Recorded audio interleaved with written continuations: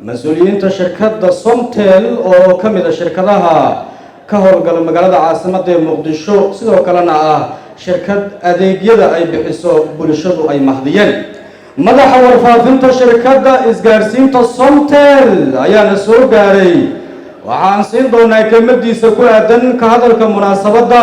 وقت جي سقاليدا ونوصل هرينا وانكجا ما تعلننا مدن قدومي علي عثمان إبراهيم سولو سعرك يسولو منتو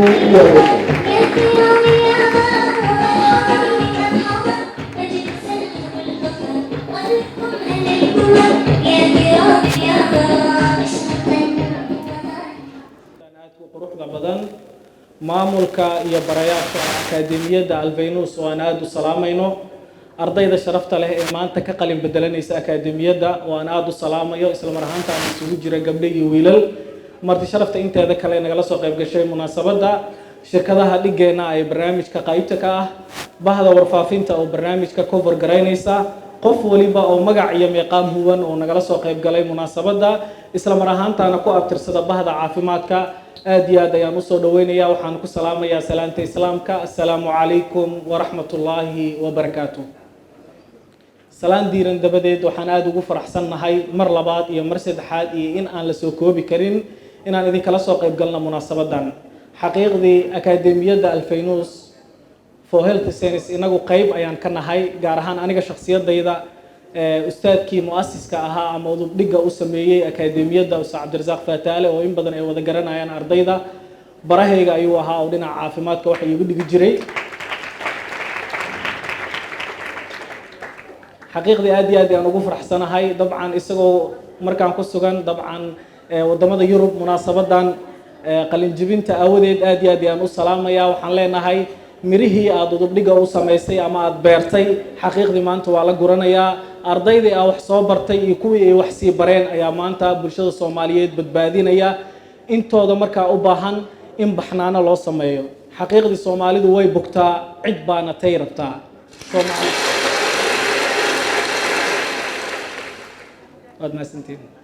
xaqiiqdii Soomaalidu maskax ahaanna way u bogtaa physical ahaanna way u bogtaa psychology ahaanna way u bogtaa yaa looga fadhiyaa inay baantaan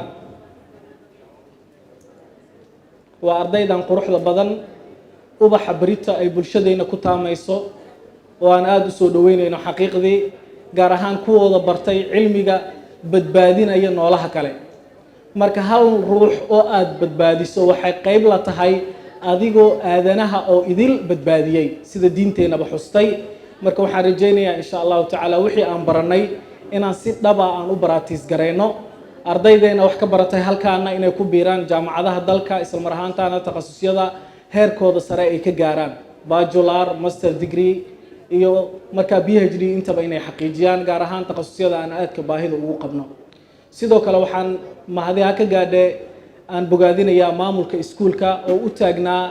10 sano ka hor inuu soo saaro arday Soomaaliyeed ilaa iyo maantana u taagan in arday cusub oo bartay cilmiga caafimaadka uu soo saaro akaademiyadan xaqiiqdii way ka duwan tahay akaademiyadaha magaalada ka jira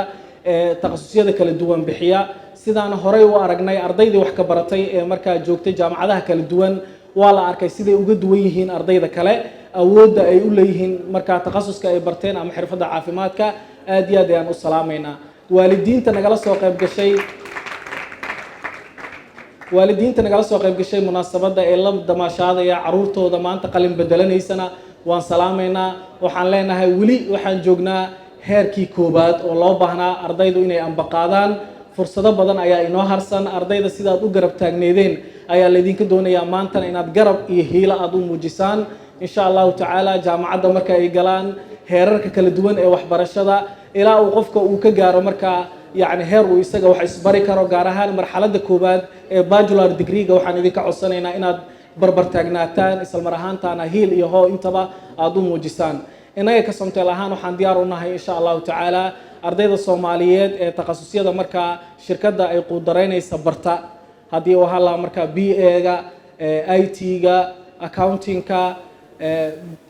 BTE-ga dhammaan taqasusyada lacaynka engineering-ka inaan fursado shaqo insha allahu tacaala u fudino sanad walbana waana siinaa ardayda ugu soocan ee kaalmaha koowaad ka gala isla mar ahaantaana hal abuurka dhinaca taqasusyada kala duwan ay barteen leh inaan u fududeyno insha allahu tacaala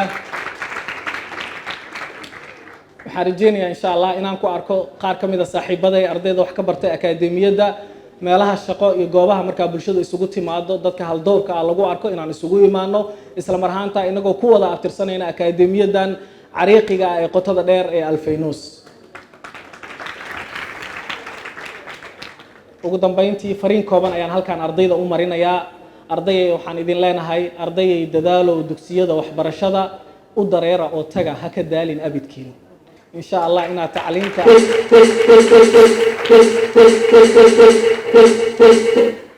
tacliinta lagama daalo lagama gaboobo age gaara ma leh waxaan rajeynayaa insha allahu tacaala inaad aad ugu dadaali doontaan marka uu qofka dhasho ilaa laga geeyo luxudka qabriga laga dhigayo waa xilliga u furan inuu wax barto waxaa laga sheekeeyaa caalim u dhashay waddanka Masar ayaa wuxuu bilaabay waxbarashada isagoo markaa 50 sano ka weyn 65 jir meelaha isagoo ah 75 jir markuu ah wuxuu ahaa caalimka Masar ee iftada loogu tago ee masaa'isha diiniga wax laga weydiiyo marka idinkoo aad u daayar cumr zuhuurka la sheegi jiray marka xilliga ugu wanaagsanaa ku jira 20 jir 19 jir 17 jir ilaa 22 meelaha waxaan rajeynayaa insha Allah inaad tacliinta aad ugu dadaashaan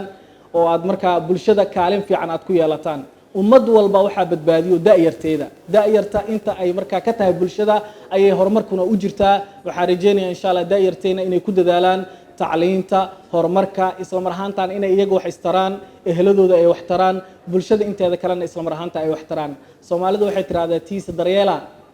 tu kala ku daro marka waxaan rajeynayaa insha Allah ardaydeena marka hore inay tooda ku mashquulaan oo bulshada laga arko inay hal door yihiin marka kadibna ummadda inteeda kale ay wax taraan qof walbana waxa uu haayo ee jucbadiisa ku jira inuu la soo shirtago aanu qarin ayaa rajeynayaa insha Allah tacaala in badan waxa laga yaabaa inay yara xishoodaan ay dhan alila wax yar ayaad haysataa dadka aqoon badan ayaa jooga waa sax laakiin inta yaroo aad hayso inaad bixiso ayay ku haboon tahay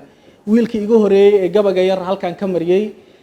manduumadii uu lahaa Abi Isxaaq Albiri ayaan aad u salaamayaa marka wuxuu ku boorinayay cilmiga in la bixiyo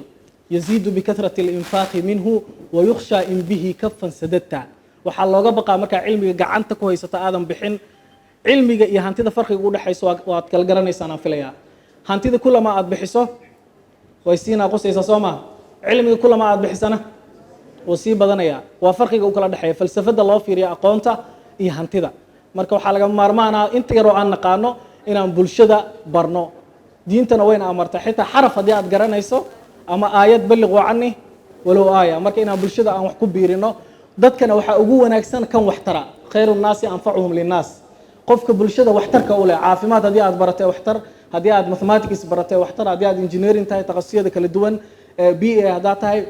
fokalkaaga ayaad bulshada ugu adeegi kartaan marka waxaan rajeynayaa insha Allah inaad u adeegtaan ugu dambeyntii daqiiqad wax ka yar ayaan qaadanayaa abaalmarina aan ugu talagalnay kelimadeeda rasmigan inaan intaa ku kooba ayaan rajeynayaa insha Allah tacaala intiini diyaar ah waad maasantiin insha Allah laba su'aal oo kaliya aan ka dhigaa midna hablahan siinayna midna waxaan siinayna wiilasha waaya maadaama wiilasha aan kamid ahay iyagaan ku bilaabeynaa waaya kaar ayaan xoqayaa waan yeerinayaa qofka ugu horeeya ee ku shubta ayaan abaalmarin doonaa abaalmarinta ay ugu talagashay Somtel Soomaaliya waan idinka caawinaynaa habraaca fudud ee ku shubashada saxda kaarka waa xidig 141 xidig waayahay kadibna kaarka aan halkan ka yeerin doonaa ayuu qofka ku shubanayaa yaa laga hormarin insha Allah qofka ugu horeeya ayaan abaalmarin doonaa waana eegi doonaa inuu si sax ugu shubtay waayahay waa yeerin doonaa insha Allah tacaala si degdeg ah ninkan odaga waxaan tijaabinaynaa farfudeedkiisa insha Allah tacaala si degdeg inuu ugu shubto waan ku caawinayaa waxa ugu horeeya habraaca fudud waa xidig 141 xidig intaas sii gasho waa diyaar soo ma gabadheen xidig 141 xidig 141 xidig insha Allah labadiina waa baratamaysaan okay inta soo dhawahay labadiina waa baratamaysaan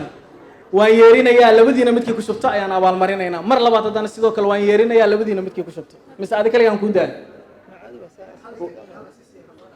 waaye fursadda laba jeer kugu celinaa adi kaligaa iskale haddaad garan weyso waa kaa u daa isaga u daa waaye xidig 141 xidig waad haystaa soo ma 68 28 65 eber 3 37 81 22 65 ما معناها تيك كل ساعة هقالنا عدها من كذا لا عدي تمرتي مع استهالي هذا القدر اسمح معنا waayahay ana horaan u sheegay soo ma wuxuu waa taxaddi qofku waxaa la rabaa farafudeedkiisa inaan aqrino waa diyaar insha Allah codkayga halka ugu dambeeya ilaa dibadda laga maqlayaa hoolka waayo mar labaad aan ku celiyo inaad diyaar tahan filaya halkii aad ku istaagtay un baad ka sii wadaysaa qish yaran kugu sii caawinaya weli waayo waa diyaar 68 28 65 eber 3 37 81 22 65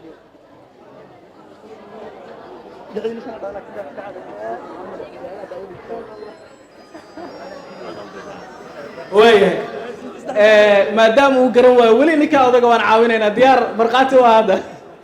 goormaa la aasaasay akaademiyadda alfaynus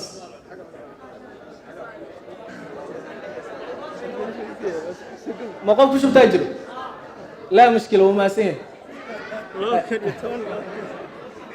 goormaa la aasaasay akaademiyadda alfaynus على أساسي لو يكون يتون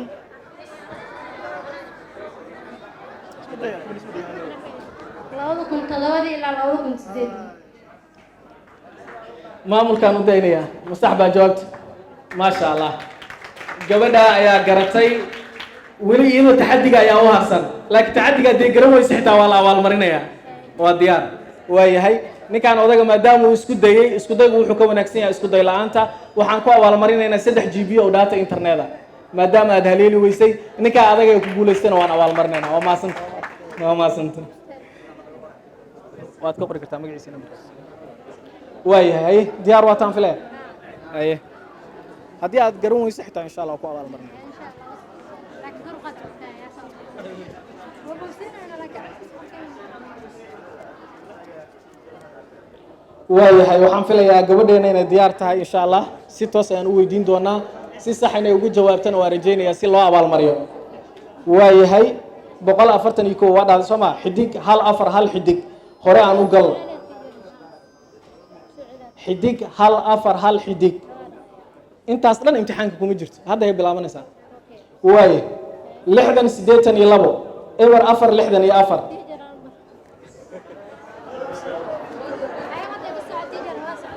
cadaalada la rabaa ninka odagaa sidaan u sameynaan u yeelaynaa insha Allah waayahay halkii aad taagneed ayaad ka sii wadaysaa waan soo bilaabayaa dib ha u laaban weli caawinaadu way badan tahay maanta ma garan karo waayahay 682 eber 4 64 33 88 28 waayahay labada jeer oo cadaalada ahayd waan sheegnay ma garan karo gabdhaha haddaa si gaar ugu sii heelinayno waayahay maasha allah waxaan ku abaalmarinaynaa su-aashii ay ka jawaabtay sida saxda uga jawaabtay waan uga mahad celinaynaa insha allahu tacaala waxay ku guulaysatay 6 GB oo data interneta ay Somtel Soomaaliya ugu tala gashay waxaa u sii dheer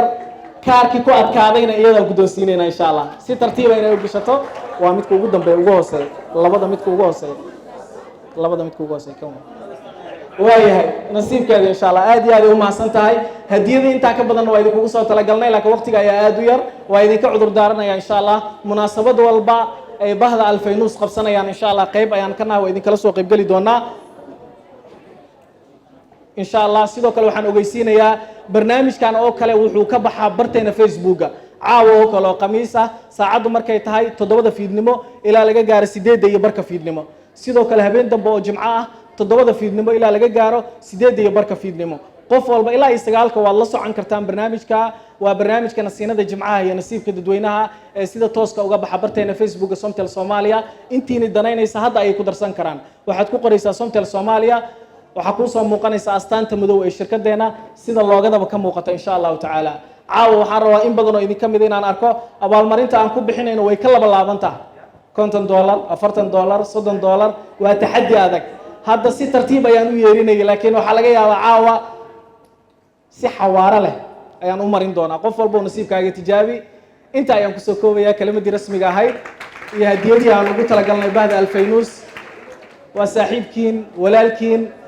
mid ka mid ah ardayda horey ugu abtirsan jirtay ilaa haddana ku abtirsatay iskuulka alfaynus cali cusmaan taaho idinkaga tegaya nabadiin asalaamu calaykum